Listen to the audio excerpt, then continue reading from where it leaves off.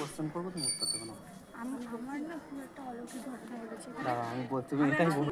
ফোনে ভিডিও করেছি, হ্যাঁ, ফুল পড়েনি, বাড়িয়ে দেখি ফোনে দেখি ঠাকুর মা হাত দিয়ে ফুল পড়ছে। আচ্ছা দাঁড়াও, মনসা মা, তুমি কোথা থেকে এসছো? আমি চাকরি দিয়ে এসেছি। আচ্ছা, তোমার সাথে কি অলৌকিক ঘটনা ঘটেছে সেটা? আমার একটা অসুবিধা ছিল, মানে অনেকদিন ধরে যোগাযোগ বন্ধ ছিল প্রায়, তো হচ্ছিলই না কোনো মতে।